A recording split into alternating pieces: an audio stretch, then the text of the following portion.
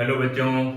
आज हम लोग आज के वीडियो लेक्चर सीरीज में आज के वीडियो लेक्चर में आर्किमिडीज प्रिंसिपल को समझेंगे। आर्किमिडीज प्रिंसिपल का क्या कंसेप्ट है और किस तरह से इसे कैलकुलेट करते हैं, इसका फार्मूला, डेरिवेशन, न्यूमेरिकल किस तरह से कैलकुलेट करते हैं।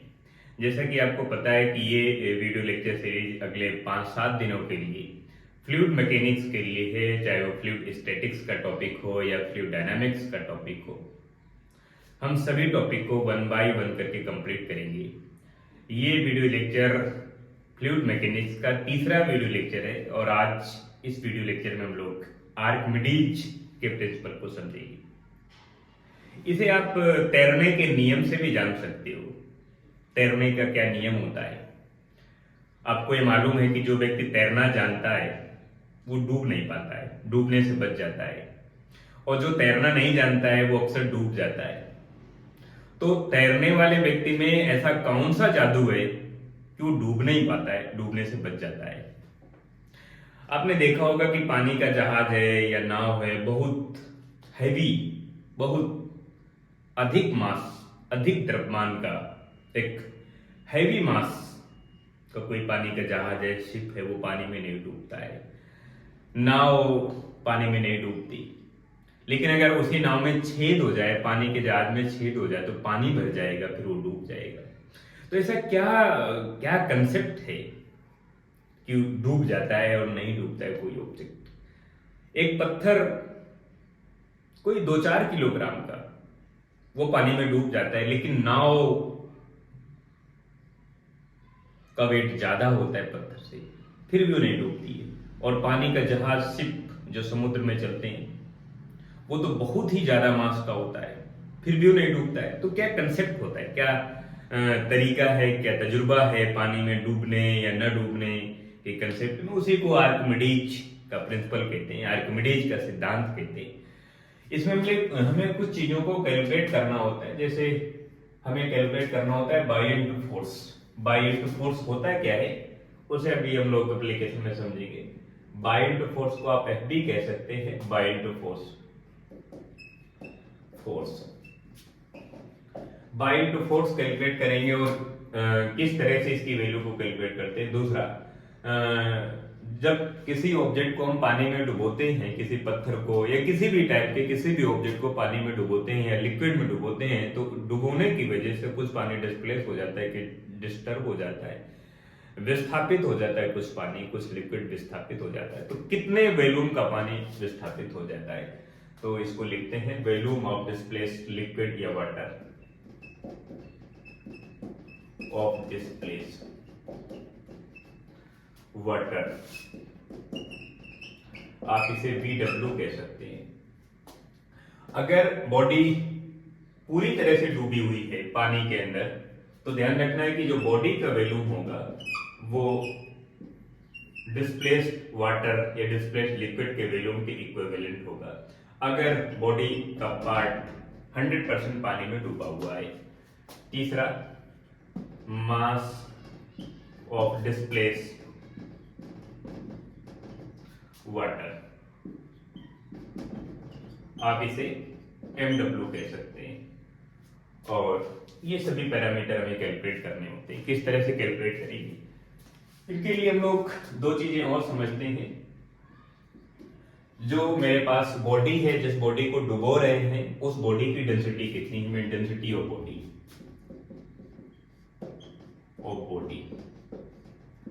आप इसे सिग्मा सिंबल दे सकते हैं, या आप ये नहीं लिखना चाहते हैं तो इस तरह से ये वाला सिंबल दे सकते हैं। सेकंड, जो मेरे पास लिक्विड है, कोई भी लिक्विड हो सकता है, उस लिक्विड की डेंसिटी कितनी है, डेंसिटी ऑफ लिक्विड या वाटर,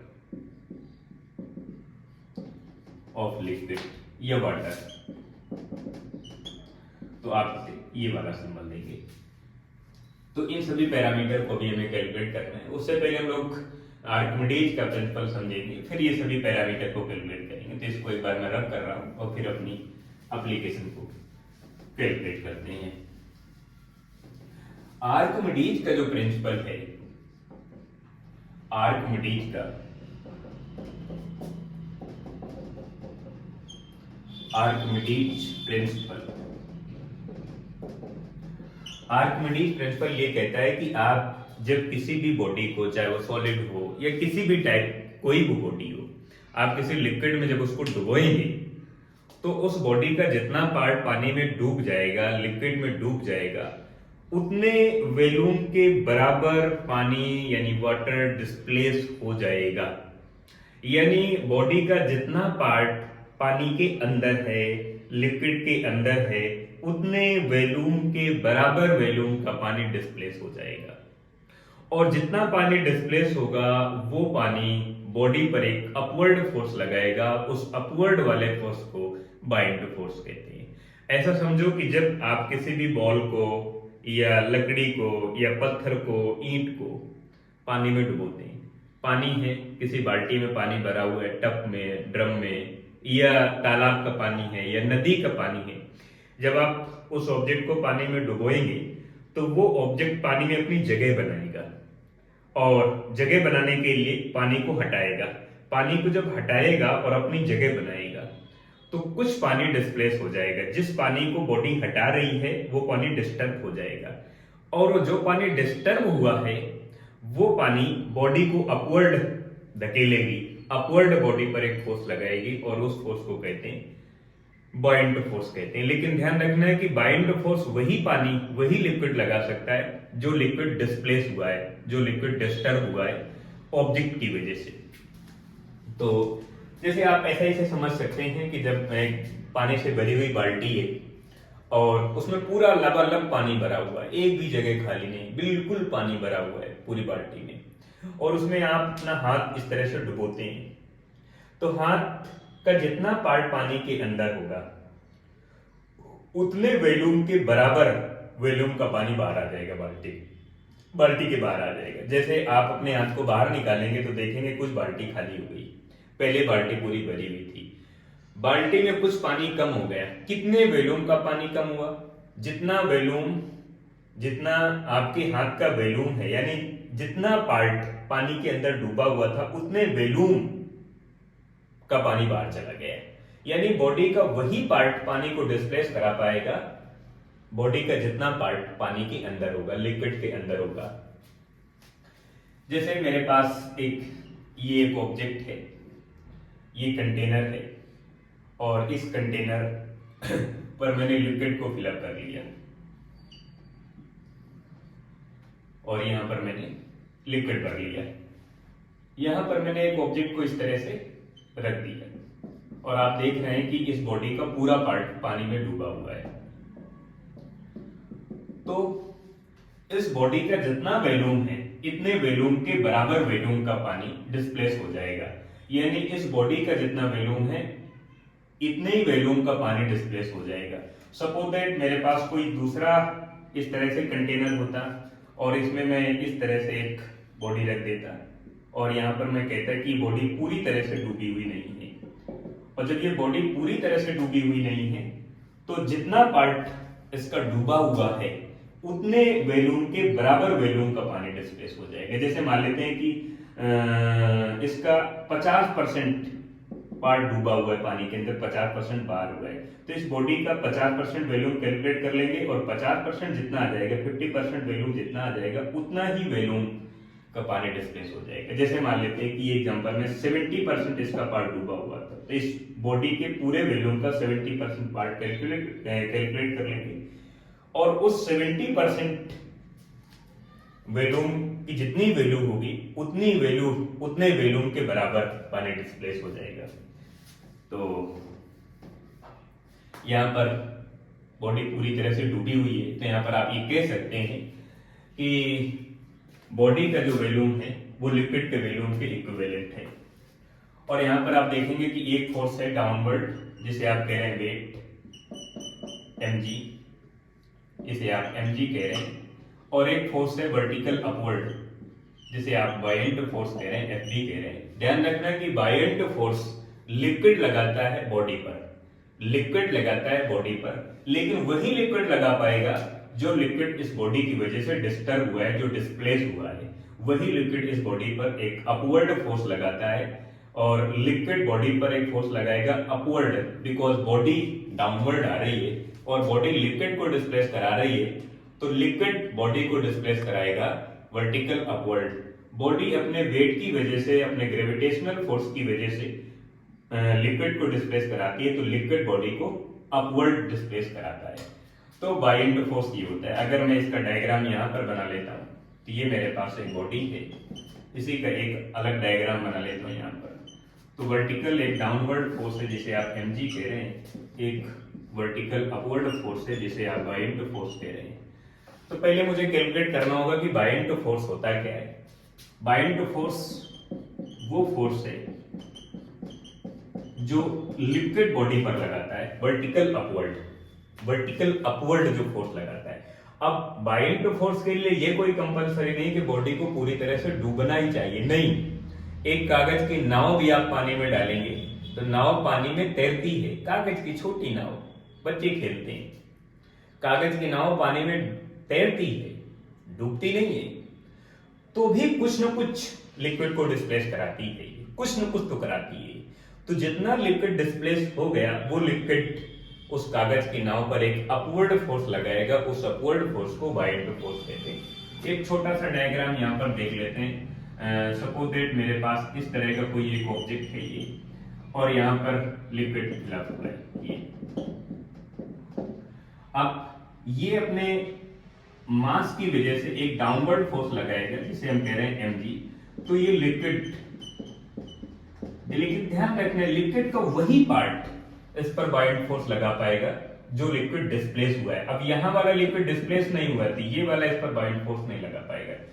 जो लिक्विड डिस्प्लेस हुआ है वो इसको अपवर्ड एक बार फोर्स लगाएगा, उसे आप कहेंगे बाइंड फोर्स कहेंगे। लेकिन ध्यान रखना है कि जो बाइंड फोर्स होगा Fb equal to mass multiply gravity. तो मास होगा लिक्विड का मीन वाटर का, तो वाटर का मास मल्टीप्लाई ग्रेविटेशनल एक्सेलरेशन, और आप जो लिक्विड का मास है उसकी जगह आप लिख सकते हैं वॉल्यूम, यानी लिक्विड का वॉल्यूम मीन वाटर का वॉल्यूम मल्टीप्लाई डेंसिटी, और इसकी डेंसिटी ये। अगर बॉडी का पार्ट पूरी तरह से डूबा हुआ है तो आप इस वाटर के वॉल्यूम के इक्विवेलेंट बॉडी का वॉल्यूम लिख सकते हैं। आप इसके बराबर में v भी लिख सकते हैं। तो इधर हो जाएगा mw इक्वल टू, अगर आप यहाँ पर v लिखेंगे मल्टीप्लाई g हो जाएगा, और ये वैल्यू अगर यहाँ पर पुट अप करेंगे तो Fb equal to v rho multiply g हो जाएगा। ये मेरे पास बाइंड फोर्स का कंसेप्ट आ गया। तो ये हो गया बाइंड फोर्स। अब इसमें नेट फोर्स कैलकुलेट करते हैं कितना होगा। तो एक फोर्स तो वर्टिकल अपवर्ड है जिसे आप बाइंड कह रहे हैं, एक फोर्स वर्टिकल डाउनवर्ड है। तो एक फोर्स वर्टिकल अपवर्ड है जिसे आप बाइंड फोर्स कह रहे हैं Fb इक्वल टू मेरे पास है v रो g। एक फोर्स है वर्टिकल डाउनवर्ड जिसे आप mg कह रहे हैं। और ये बॉडी अगर नीचे की ओर जा रही है किसी न किसी एक्सेलरेशन के साथ, तो इस पर अगर हम नेट फोर्स देखेंगे तो नेट फोर्स हो जाएगा net force F equal to, आप ऐसा देखेंगे ज्यादा माइनस कम। तो ज्यादा माइनस कम का मतलब अगर ये डाउनवर्ड आ रही है तो ज्यादा होगा mg, माइनस कम ये बाइंड फोर्स Fb।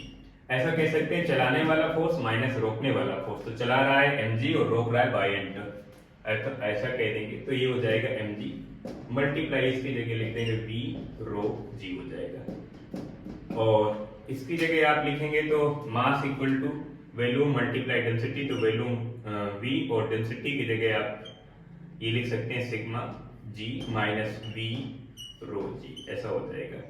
और F इक्वल टू हो जाएगा आपके पास v और g कॉमन ले लेंगे तो v और g कॉमन ले लेंगे तो इधर हो जाएगा सिग्मा माइनस रो, ऐसा बन जाएगा। अगर यहाँ से आप सिग्मा भी कॉमन ले लेंगे तो इधर हो जाएगा F equal to v sigma g 1 minus rho divide by sigma, ऐसा हो जाएगा।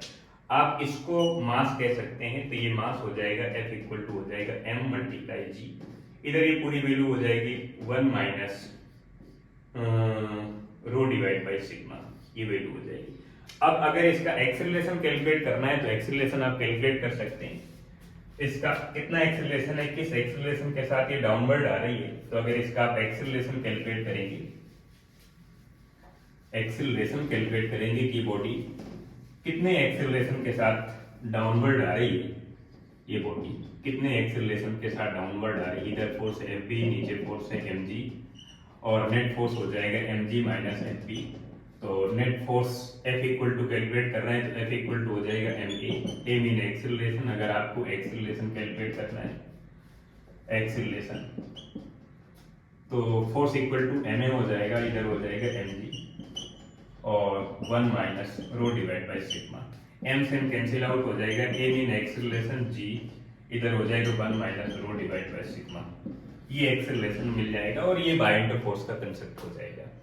तो आपने यहाँ पर 2-3 चीजें कैलकुलेट करना सीख लिए। अब हम लोग एक एप्लीकेशन समझते हैं स्प्रिंग मास सिस्टम की, जिसमें स्प्रिंग बैलेंस में स्प्रिंग की रीडिंग को कैलकुलेट करते हैं और किस तरह से कैलकुलेट करेंगे देखते हैं। Spring balance spring mass system.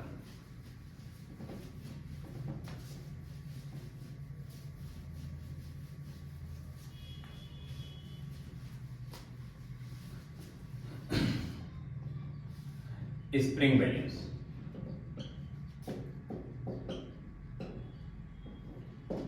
Spring mass system.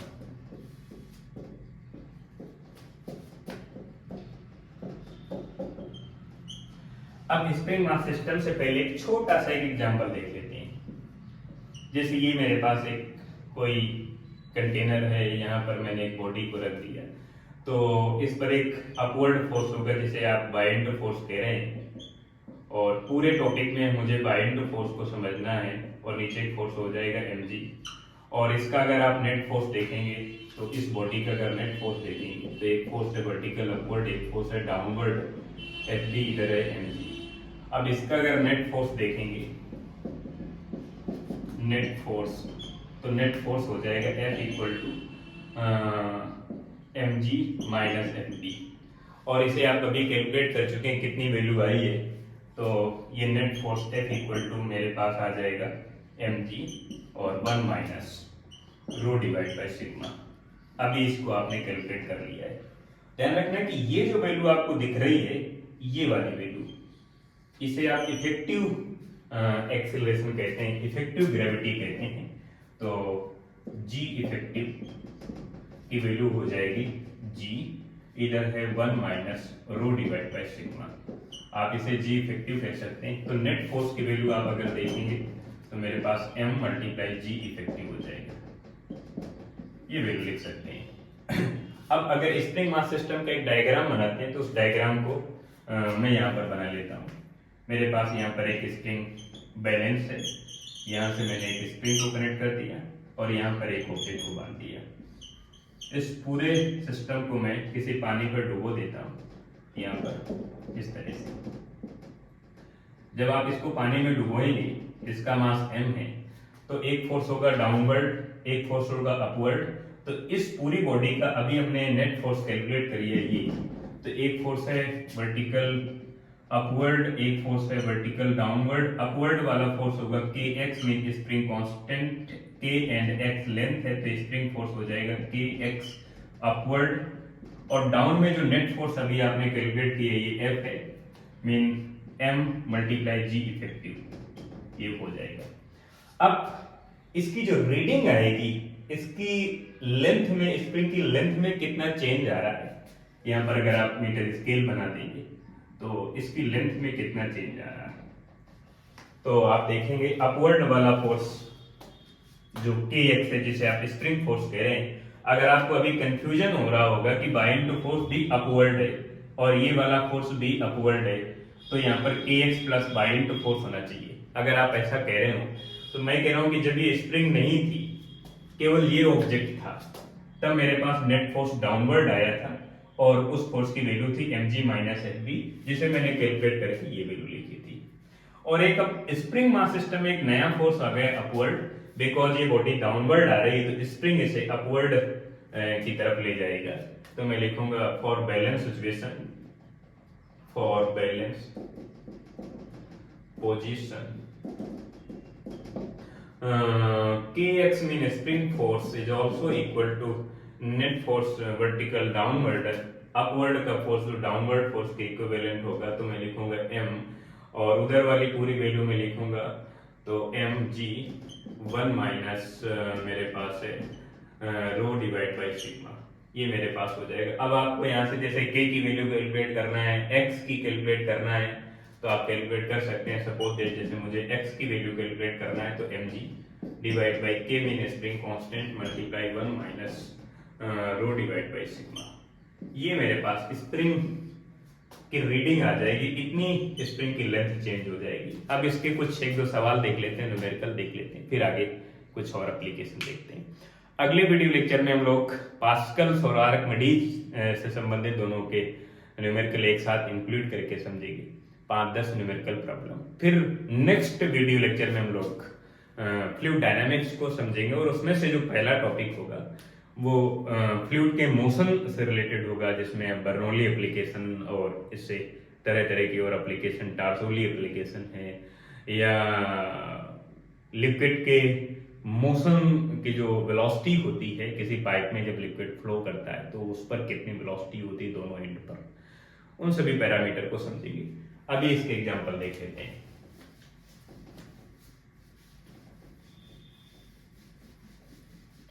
आपको आर्किमिडीज प्रिंसिपल में हमेशा कितना भी टफ न्यूमेरिकल बन जाए, 2-3 केवल पैरामीटर आपसे पूछता है। एक तो स्प्रिंग मास सिस्टम में स्प्रिंग कांस्टेंट की वैल्यू पूछ सकता है, या स्प्रिंग कांस्टेंट की वैल्यू पूछ सकता है, स्प्रिंग रीडिंग की वैल्यू पूछ सकता है, या आपसे पूछ सकता है वॉल्यूम ऑफ वाटर, लिक्विड का वॉल्यूम कितना है, volume of mass of water, ये कैलकुलेट कर सकता है, आपसे पूछ सकता है, या बाय